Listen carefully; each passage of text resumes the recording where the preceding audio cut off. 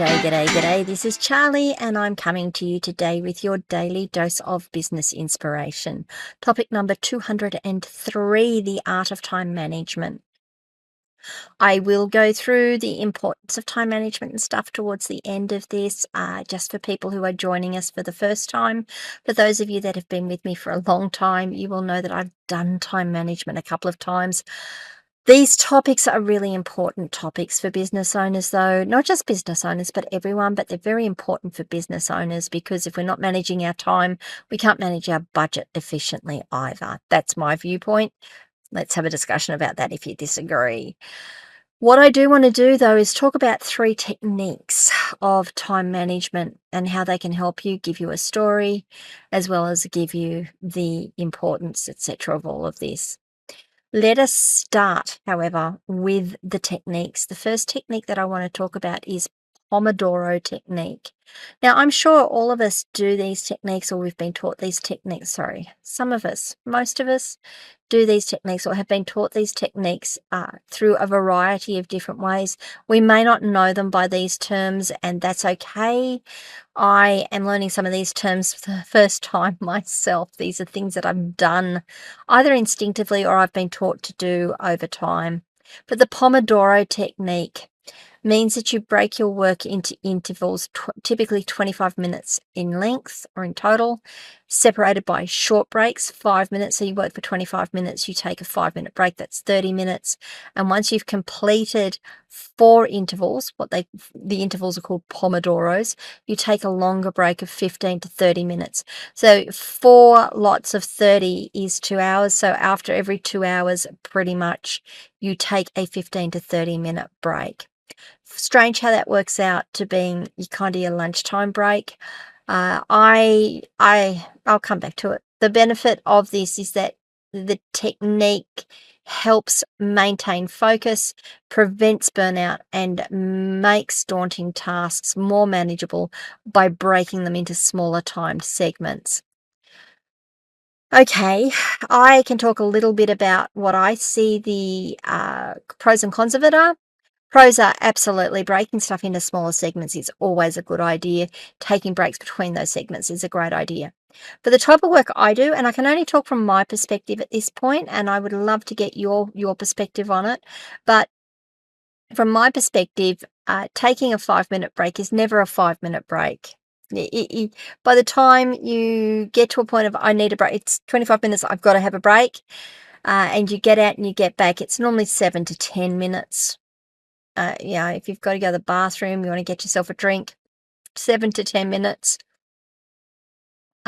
Maybe this will work for some people.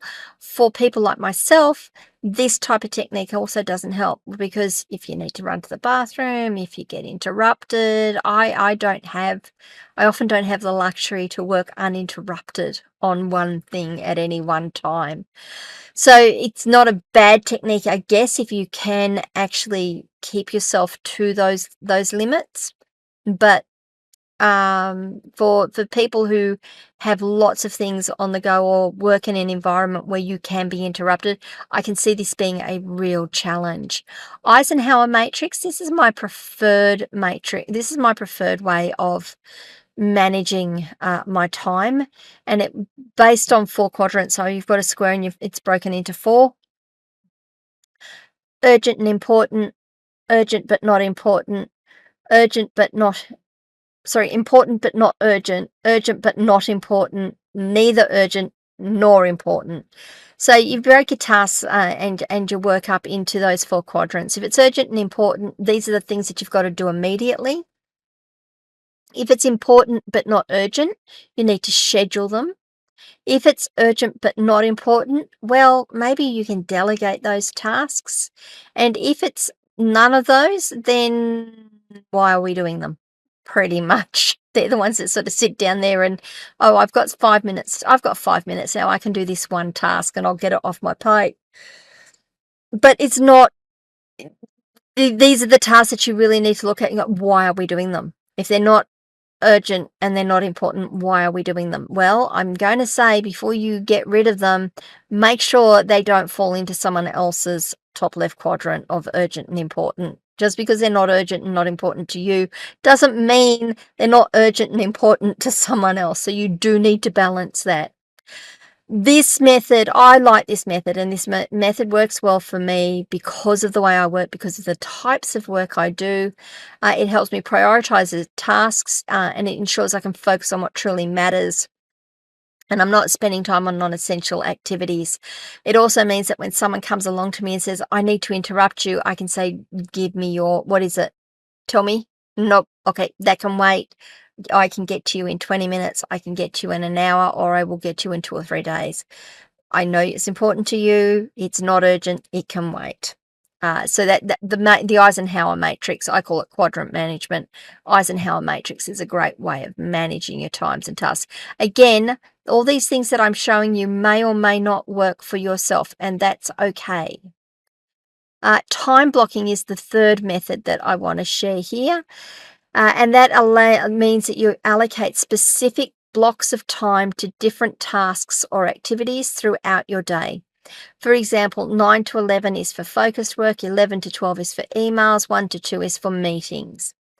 This, and again, now this is something that I do. I actually block my time in association with the Eisenhower method.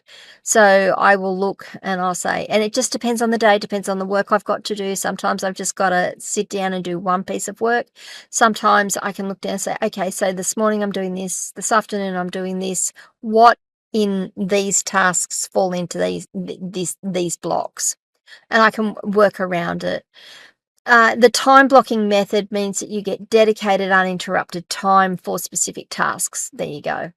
It reduces multitasking and ensures that all of your important activities get scheduled into your day.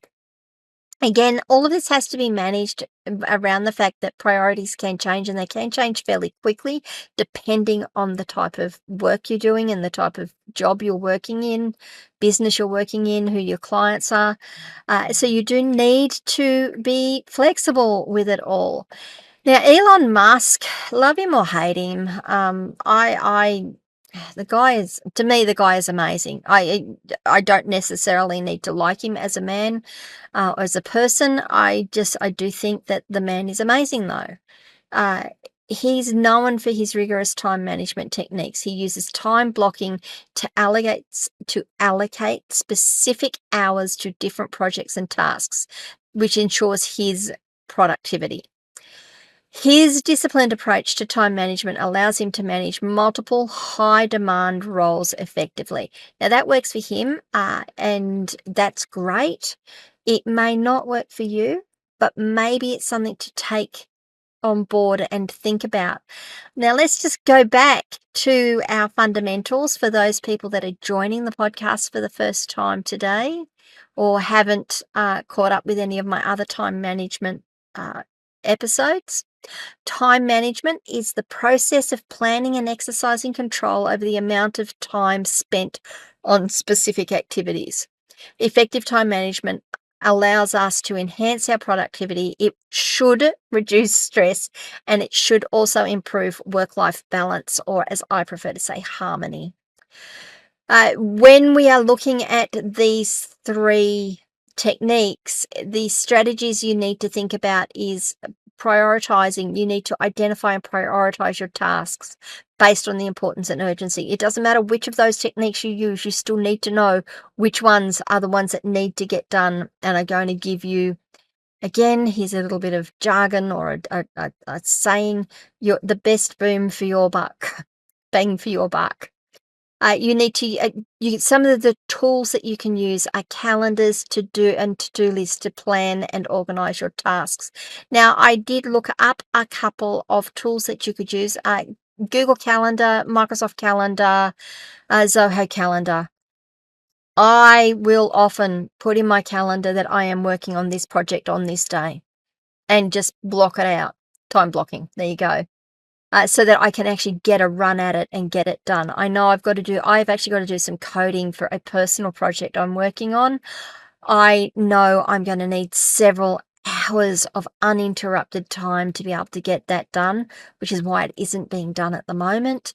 And when I do that, I'm actually going to have to block out a Saturday and a Sunday probably and just say, nope, nothing's getting done this weekend.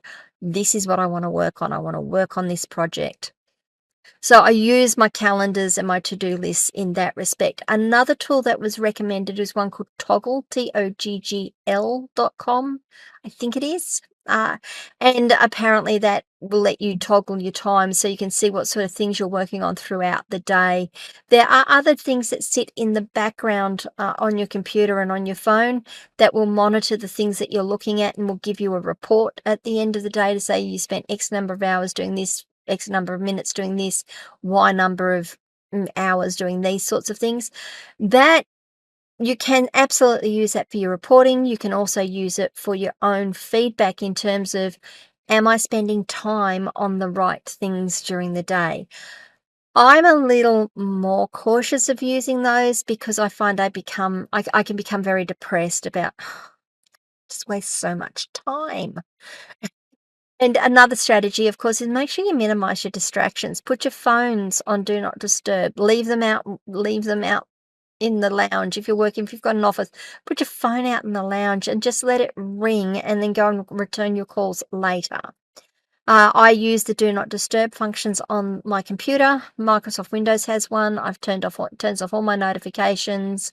I can just sit here and work. If I've got I don't leave my phone anywhere except beside me, but maybe you can hear it pinging at the moment while I'm recording. That was bad of me. But I sometimes just turn the notifications off. I turn the volume right off so it doesn't ring, I can't hear it at all. I even turn the vibrations off. So minimize your distractions. If you need to put a note on the door of your office or wherever you're working saying do not disturb, Mama Bear is within or Papa Bear is within, do not disturb, then that works too. One thing that I did find I will share with you all is when my kids were little and I was working from home, I had trained them. Sounds terrible, doesn't it? I had trained them that if I had my headphones on, I was working and they couldn't interrupt me. So it did get to a point that there were days that I wasn't on a call, I wasn't listening to anything, but I would put my headphones on because it would give me that time to myself to do what I needed to do. The kids knew it. The kids knew that they were mummy's working, she's got her headphones on, and would leave me alone. And then when I took the headphones off, they would come out and say, "Oh, Mum, we need to talk to you." I'm going to go a little bit off script here and just talk a little bit about. I am watching the time too. Just talk a little bit about how young parents with kiddies at home or where you might have people coming in and out demanding your time or requesting your time, and you're finding it really hard because you keep getting these constant interruptions. Another thing I did with my youngsters, and it worked all the way through, even now it still works, and they're now adults, was that there's two parts to it. First of all, they would come in and they'd say, "Mum, Mum, Mum." I said, "Mum's working. I'm busy. I tell you what, set the timer, and in 20 minutes, I will come and get you, or you can come back in and I will be ready for you." And I would set a timer for 20 minutes and get what I needed, get as much as I could done in that time. And then at 20 minutes, they would come back in, or I would go find them because kids and time can sometimes be a bit funny. Or I'd go and find them and say, "Okay, what did you want? I'm here, I am present, I am fully with you. What is it you wanted?" And we'd talk. Sometimes it was just what they wanted a cuddle, or they just wanted to talk to Mum.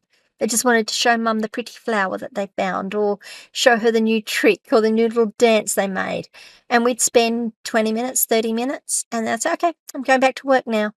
Now that does two things. First of all, it teaches the person who is coming in to see you that they need to respect your time. They need to understand that you are working when you're working. The second thing it does is that it also shows them that you respect them and that you honor them as well, because you are sticking to what you said. I said 20 minutes, I'd go out and see them in 20 minutes, whether I was finished or not.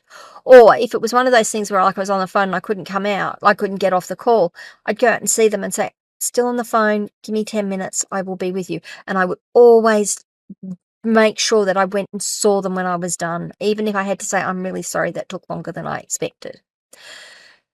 Just some hints. Time management is one of those things that is ever evolving. I don't know if you get any better. I'm sorry, you do absolutely get better at it. I don't know if you can master it down to the you can't get any better than you are, but there are lots of little things that you can learn and implement in your business and in your own personal life. I would love to know what you think. Come on over to Locals, askcharlyleetham.locals.com. If you become a supporter, you are able to join in the conversation, start your own conversations, and we can dig down into this and see what works and what doesn't work, what you would recommend versus what I've said here. I'd love to know your thoughts. As always, please remember to like this video, subscribe to the channel, ring the notification bell so you find out when I drop more content. If you can leave a review wherever you are listening to or watching this, I would love that. Thank you so much if you do. And I do take that feedback and use it in future episodes and what I'm doing here. And maybe share this content with someone else who you think might get benefit from it today. Apart from that, I will see you guys all tomorrow for topic number 200. And I think I'm up to 204. Wow, we're doing well here. Trying to find some balance as an entrepreneur. I'll talk to you tomorrow. Bye.